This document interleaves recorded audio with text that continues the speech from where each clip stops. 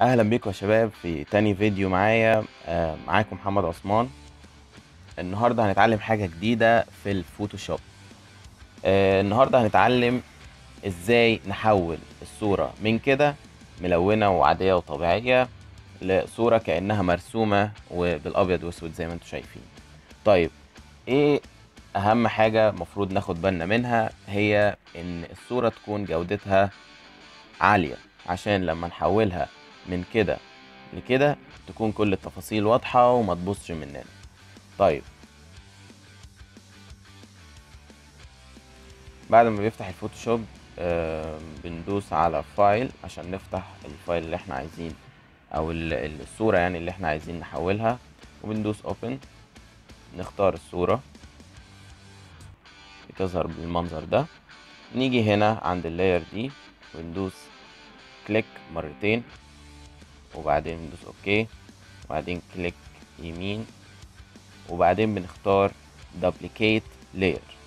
نختار دبليكيت لاير، سميها بقى زي ما انت عايز، لاير زيرو، اوكي، اي حاجة. اوكي، اللي هي متسمية كده تمام. بعد كده بنعمل سيلكت هنا او هنا، مش هتفرق كتير. بندوس، شايفين الشريط ده بدل ما هو نورمال بندوس عليه كده ونختار color dodge. نختار color dodge، تظهر الصورة بالمنظر ده. بعد كده الخطوة اللي جاية بندوس كنترول زائد اي، مش كنترول وبعد كده اي، لا بندوس الاتنين مع بعض، كنترول وبعد كده اي. بيظهر الموضوع بالمنظر ده. وبعد كده الخطوة اللي جاية بنختار الفلتر من فوق هنا، ندوس على فلتر وننزل على بلور، وبنختار جاسيان بلور. جاسيان بلور، فبتظهر الصورة بالمنظر ده. هنا الراديوس والبيكسلز ممكن تغير فيها، لو رجعتها كده مثلا تفاصيل اقل بتظهر، لو جيت كده الالوان اكتر بتظهر. فيعني انت افضل يعني علي ووطي فيها لحد ما تظبط على يعني حاجة كويسة انت شايفها كويس. بتختلف طبعا من صورة لصورة، مش عشان مثلا انا اخترت 7.2 تختارها، لا، هي من صورة لصورة.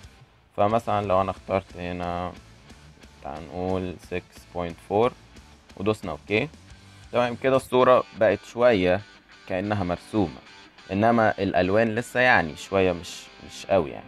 فبنيجي تحت هنا كده البار ده، وبندوس على الشكل اللي هو الدايرة المقسومة نصين اللي هي اسود وابيض، create new fill or adjustment layer. فبعد كده بتطلع الاختيارات دي، بنختار الهيو ساتوريشن. الهيو ساتوريشن، وبتيجي هنا التلات اختيارات دول، هنا الهيو، هنا الساتوريشن، وهنا اللايتنس.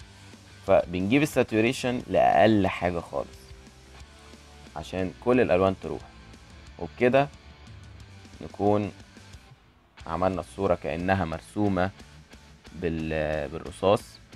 وأتمنى تكونوا استفدتوا، وشكرا. ما تنسوش لو عجبكم الفيديو تعملوا لايك، واهم حاجة تعملوا سبسكرايب عشان يجيلكوا اي حاجة جديدة انزلها.